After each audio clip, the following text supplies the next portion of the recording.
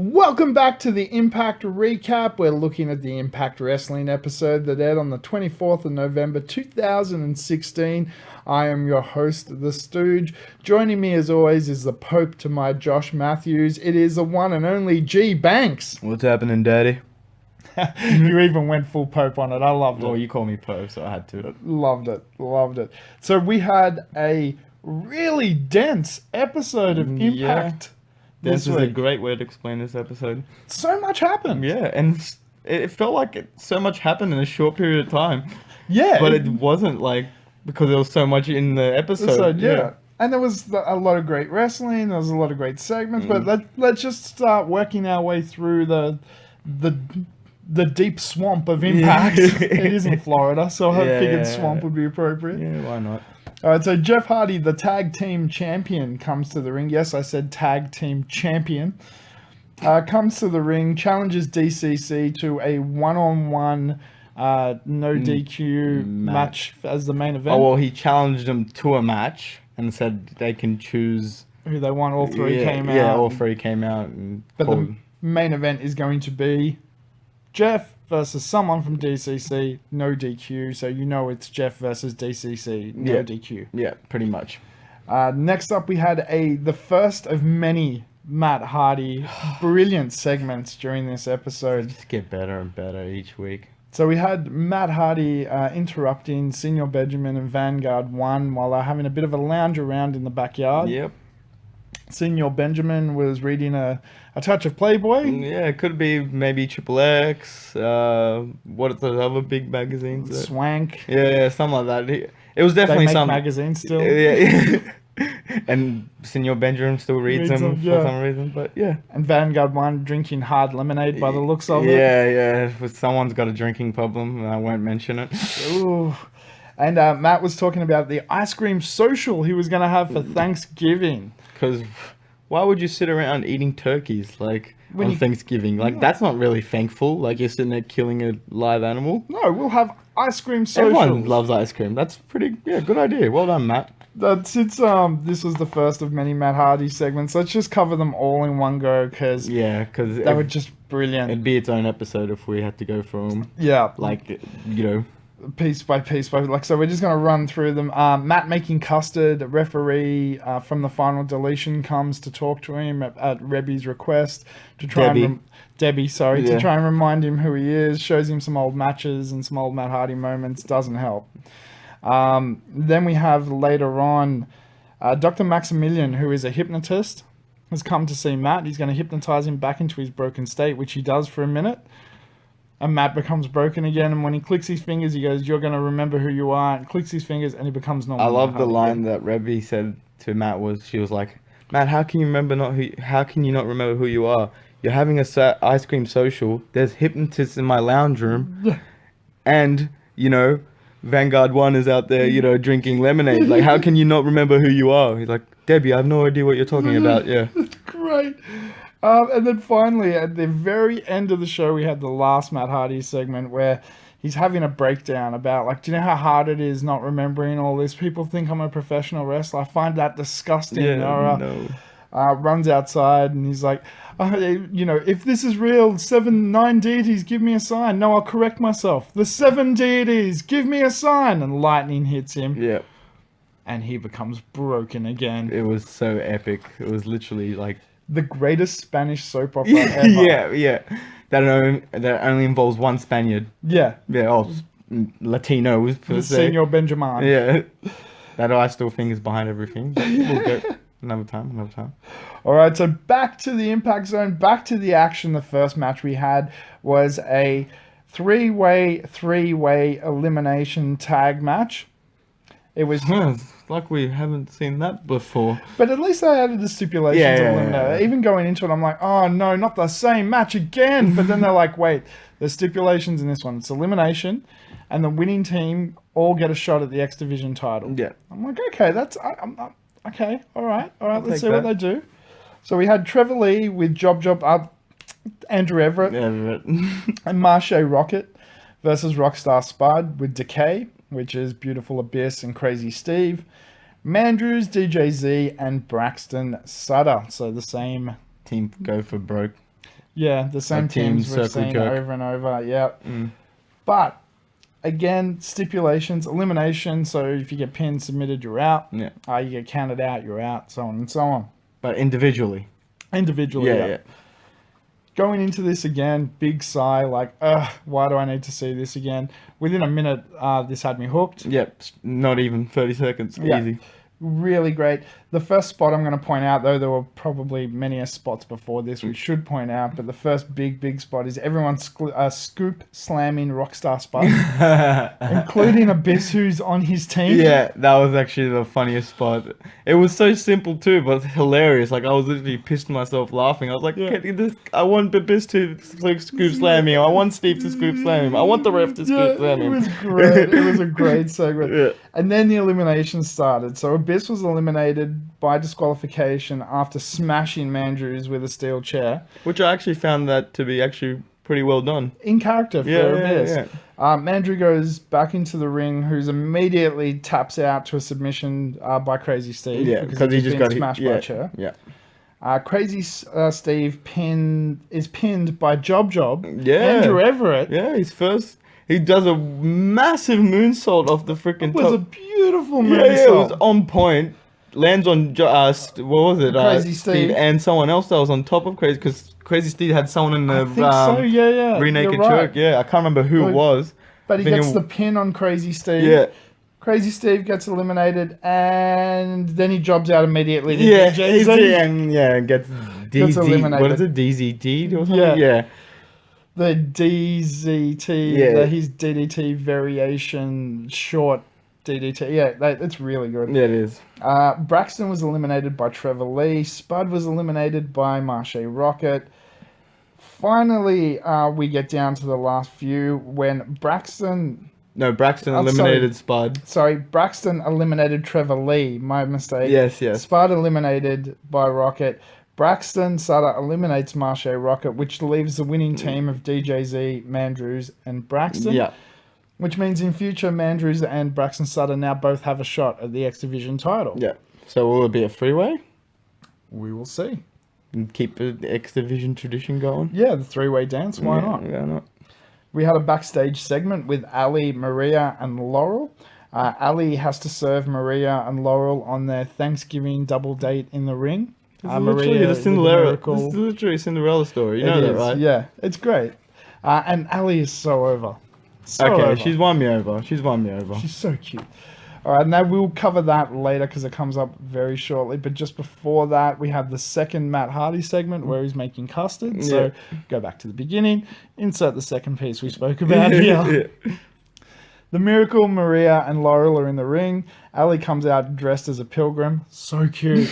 So cute. That would have been racist if you just looked like a red Indian? Yeah. Yeah, okay. Yeah, it would have been. So pilgrim was fine. Okay, fine. Braxton is invited out as Laurel's date. Allie just got chants from the audience. Yeah, straight away. The whole time. It was great.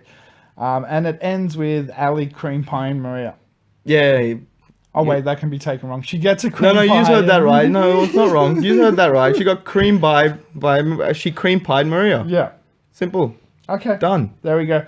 So it's Ali starting to stand up for herself, and I'm liking this progression. And hopefully they do need to speed it up a little bit. Like, I want to see some in-ring action. Yeah, same. I would love to see some in-ring action because I've heard so much good stuff about Ali and Rosemary. So let's see what happens. Yeah. So and that leads us to just beforehand we had an Eli Drake EC3 promo package for their upcoming match, but in between that and the match we had Jade versus Rosemary promo about the main event, the steel cage. I'm really looking forward to that. Yeah. Oh, God, I can't wait for that match. It's going to be good. So this was Jade's promo, and later in the show we had Rosemary cutting a promo as well.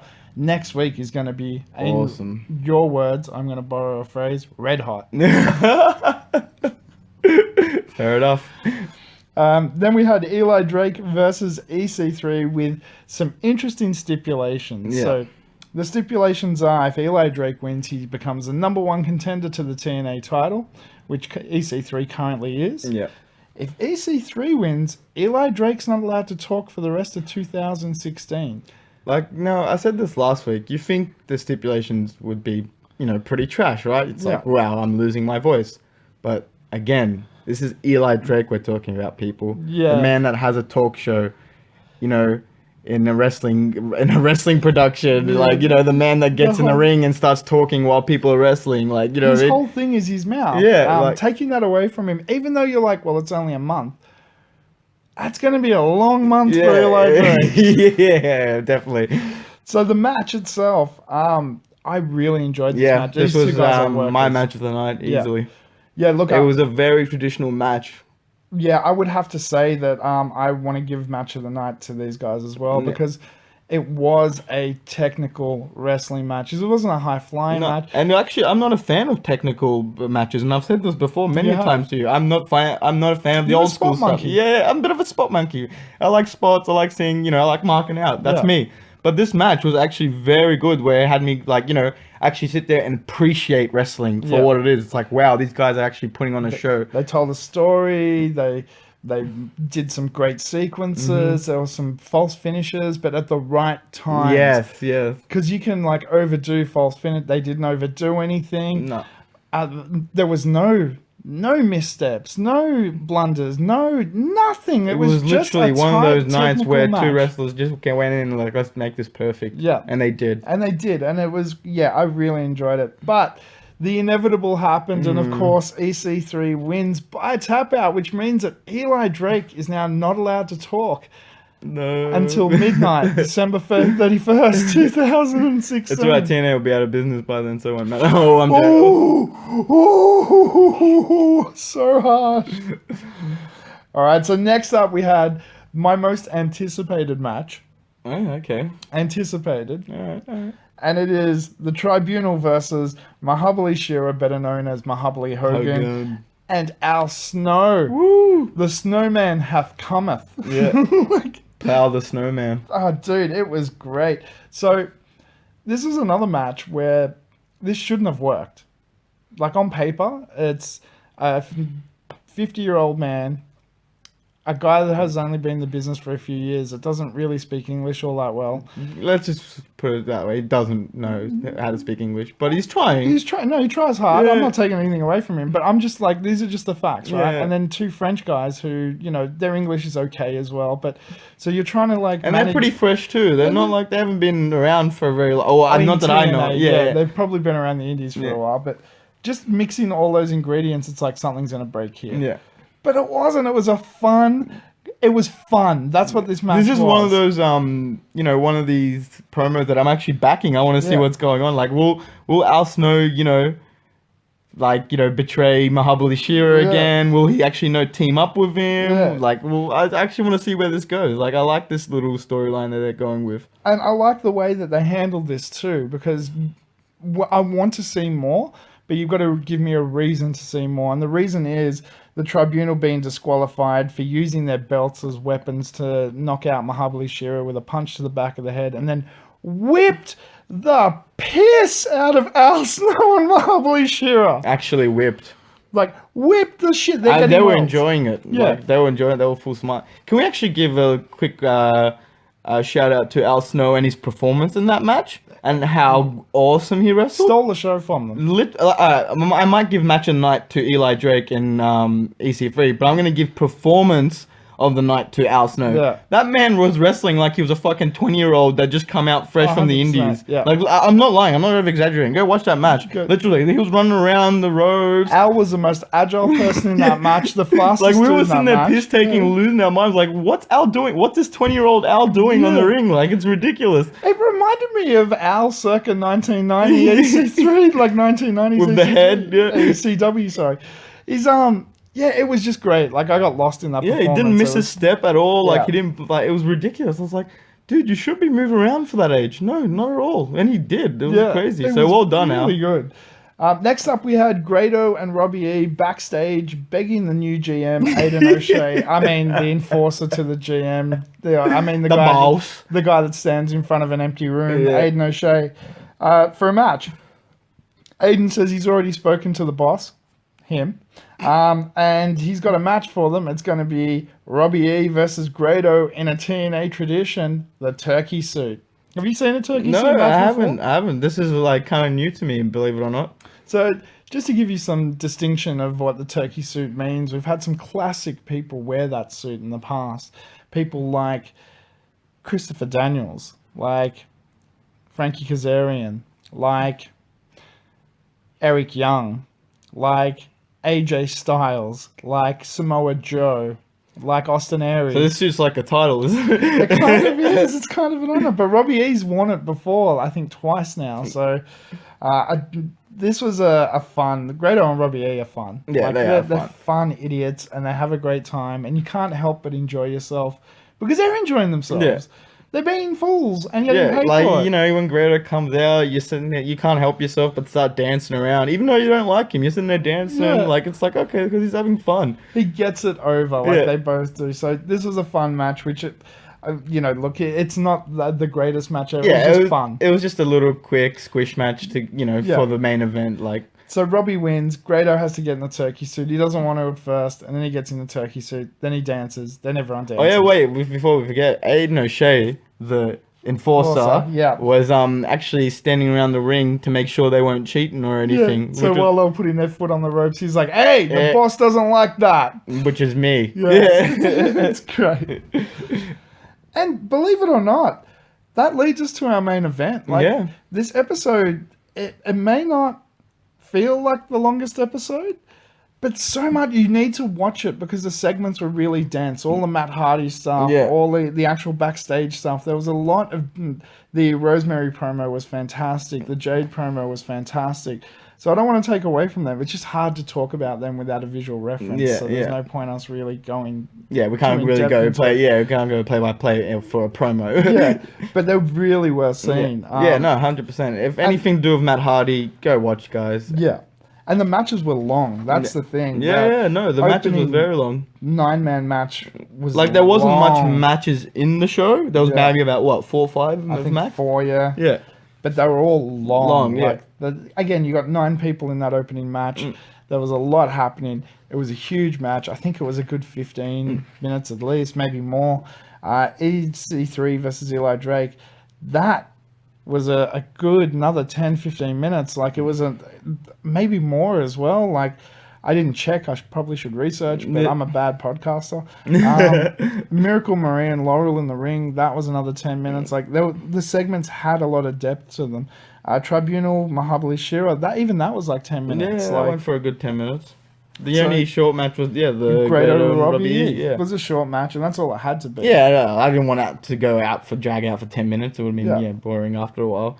And I think this was another 15-0 or after entrances and time wasting and so forth. This would have been another 15 or 20, which was supposed to be Bram versus Jeff Hardy in a no DQ match, but really it's D.C.C. versus Jeff Hardy. Come on, what did you expect, guys? Now, if bookers want to learn how to put over heels while not destroying a face, watch this. Because by the end of this, Jeff Hardy's going to lose. He can't win.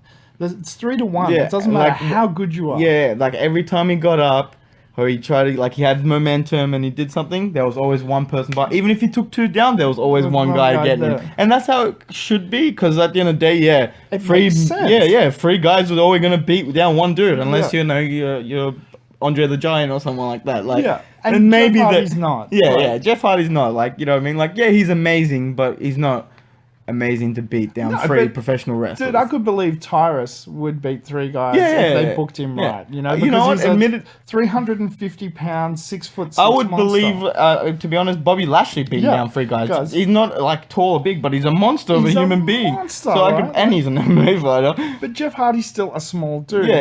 He's an amazing technician. He's an amazing high flyer, but he's a small dude. Yeah. And this match showed not only his resiliency, his heart, his determination, by him not lying down and continuously getting and doing it for the fan too. You know what I mean? Going out there going all right, my brother's not here, but I'll still fight for these tag team champions. For the creatures, I'll still fight for the creatures. I'm a fighting champion. Yeah. So it's great, he lost, but he, put him over. He won, because he nearly beat 3 guys. And it put over D.C.C. And it put them over as uber heels, right? So you had both the outcomes that you needed to get out of this match. You needed to get Jeff Hardy in a position where he looked strong against D.C.C, but still lost.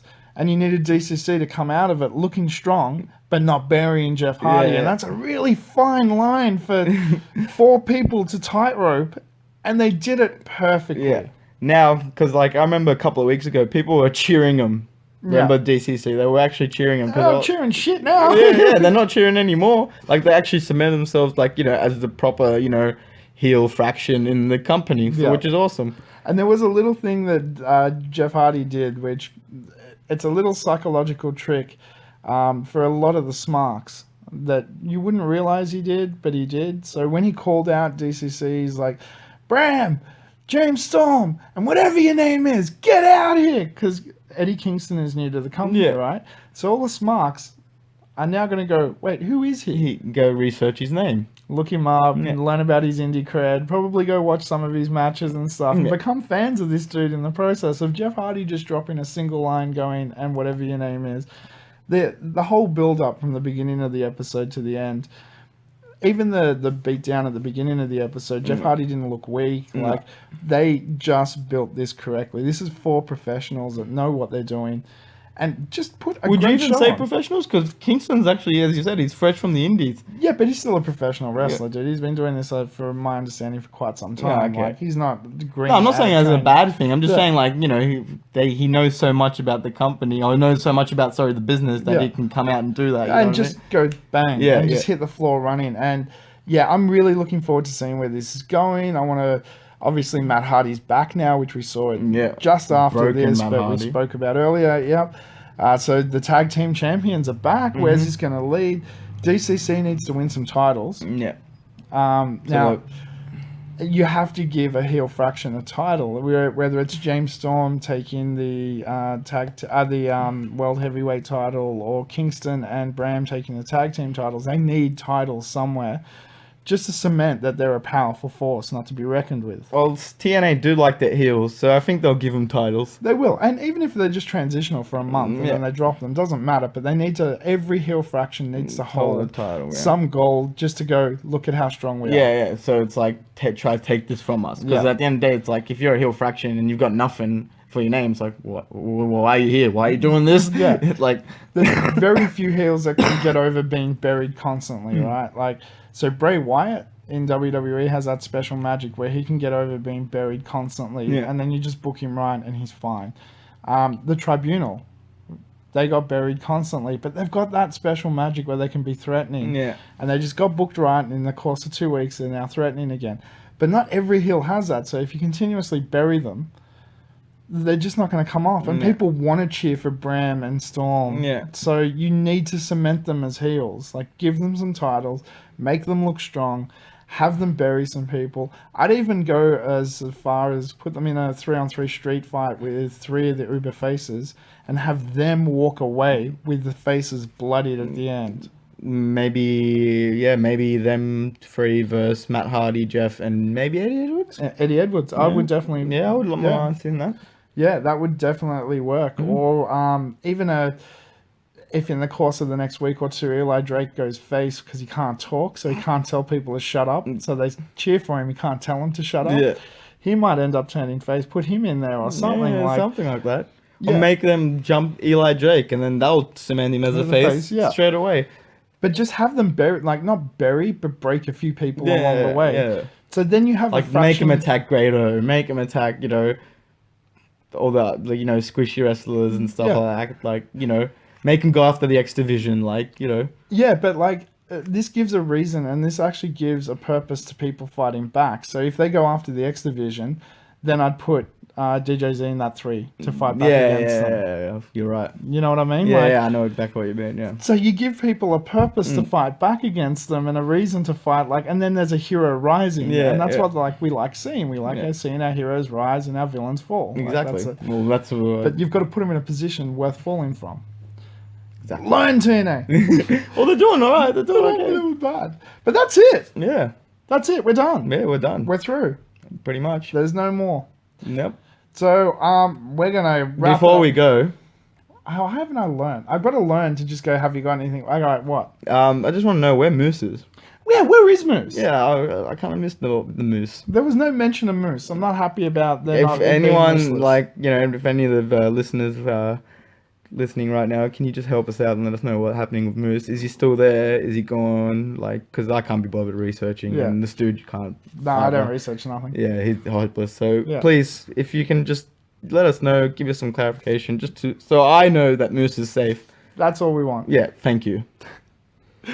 And until next time, I've been your host, the Stooge. Joining me as always has been Gbanks. Peace, YouTubers. Love you all. Adventure, excitement. A Stooge craves not these things. Welcome to the Stooge Revolution.